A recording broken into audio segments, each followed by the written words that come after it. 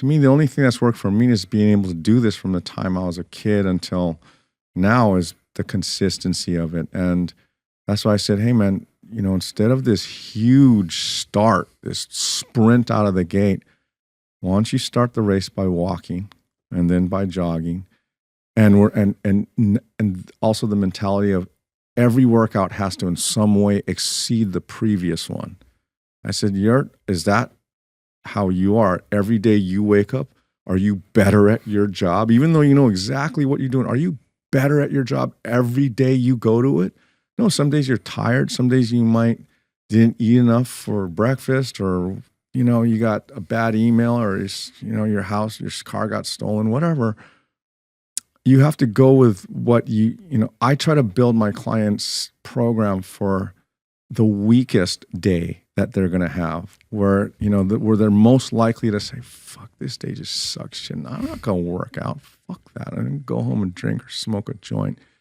And that's what I want. I want to build a system for them, or at least present a concept for them where even on their worst day, they know they can still get after it. And it usually just starts with an accessible period of a piece of time that to a strong person might seem almost like, why even bother with 10 minutes? I think fitness is a lot of times it's like not tangible. So you can't like see it sometimes. Like if someone's told they're going to get paid $20 an hour, that kind of registers in their head and they're like, I'm going to work this many hours. You don't literally, like, as far as I can think, there's not anyone who's literally getting paid like $20 per hour. Right. They get paid later on, right? But fitness, especially fitness that's not effective or that is self-sabotaged a little bit, is like having a job that's $20 an hour, but you don't get the paycheck every 2 weeks like you would at work. Right. And I think it gets to be frustrating for people. So like, I don't understand what's going on. Or they do put effort in and it doesn't have a result that they're expecting. Like it doesn't work as fast. It doesn't pay as much as they thought it was going to pay. It costs them more than they thought because it hurts. You know, they kind of like, damn, I got pretty fucking sore from doing that jujitsu class. Or, you know, it costs them a little bit more than they're kind of thinking. And I think that people they're pretty smart and they're like, I don't think any of this is for me. And so they just collapse and they back away from it. But if you can just stay in it for a little while, you stay connected to it for a little while, eventually you'll want to do it so much that there'll be a habit connected in there where it becomes something that you don't need to always rely on motivation and discipline to do it. You're going to find yourself just gravitating towards it because it makes you feel so good. Yeah, it should be self-sustaining in the sense that, you know, a lot of times the goal when people start training is, number one, is always seems to be to lose fat or to get in shape, whatever that is. It's a very vague, you know, these goals always have to do with something that has to do with some kind of appearance or a performance.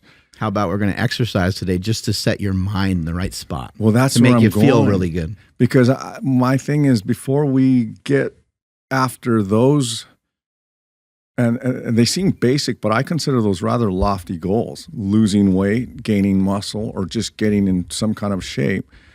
The thing that I feel that first has to be in place and that has been stopping them in the past is most people, like the 40-something-year-old guy who's started many times, there's always that thing in the back of their mind that, oh, here goes another, I want to work with Bill. And there's always that thing in the back of their mind that this is not going to really stick. Just because the other 58 times I've tried it didn't. So there's always that thing. So the first thing that has to occur is their confidence in their ability to show up every day. And that's why I tell them that's the goal, not the degree of how hard your workout is or even how fun it was. You just show up for yourself every day. What you do and how you do it and how well you do it, that'll depend on your day, the day that you've had and the day before. But you first need to know, like a lot of guys, they said, I never thought I could train or take care of myself for 30 consecutive days. And they might still have the same amount of body fat or whatever, but they've established the trust in themselves. I sometimes like to use trust more than confidence because a lot of these guys don't trust that they can actually stick with anything for any period of time. Power Project family, we talked to you about mouth tape before, and it's time to get better quality sleep, stop snoring, and wake up better rested. Andrew, how can they get their hands on some hostage tape? You guys got to head over to hostagetape.com/powerproject. You'll receive free shipping plus a free, incredible, awesome bedside tin. Again, hostagetape.com/powerproject. Links to them down in the description as well as Yes, podcast Daddy. show notes. Oh, Whoa, God. yes, Daddy. Whoa. Look at this. Magic. I thought something was wrong with the audio, but you just have mouth tape on. It's called being a ventriloquist. There you go. You know, the really cool thing is that for most people, I mean, as they age, you get in more, you become more in tune with your body, and you naturally maybe slow things down a bit to figure out what you can do. And it kind of will turn into a practice. And I was thinking about this when you were mentioning that you don't call it a workout, you call it practice. Because, you know, when I was a kid and we played soccer, it wasn't our soccer workout, it was our soccer practice, just what we did. And we didn't practice so hard that we couldn't go to practice the next day because we were practicing 5 or 6 days a week. Basketball players go to basketball practice. Athletes go to practice. But for some reason, when we look at the gym, we look at it as a workout. You know what I mean? Yeah. But if you reframe this whole workout thing into just your daily practice, it's now a habit. And you now got to figure out what can you do so it's your habitual practice that you can do every single day. And that's what you morphed it into. Yeah, and I like to call it a practice just so that if somebody else might want to emulate or try, you know, a similar application into their workouts, that because to me, when you're practicing something, you're focusing more on the nuances of how to do it well, do it properly, rather than making the weight or the reps. Because very common question every day, I'll post an exercise and without fail, there'll always be a comment: how many sets and how many reps? Right, Yeah. and it's understandable, but I try to get people to understand, hey, it's not about that. It varies. I'm not you, or you're not me, and we're gonna have how much weight, how much background do you have, basic and otherwise. There's countless variables that would not make any answer I give that relevant. So that's why I just like people to focus more on the practice of how they apply their breathing to what they're doing. And another thing that I really, really try to push is more important to me than being strong is being bilaterally balanced, ambidextrous. Yeah. Like, yeah, that is, I would rather be 50, 60% strong, but equally on both sides of my body and also front to back. And then, you know, really strong on one side and kind of not that strong on the other.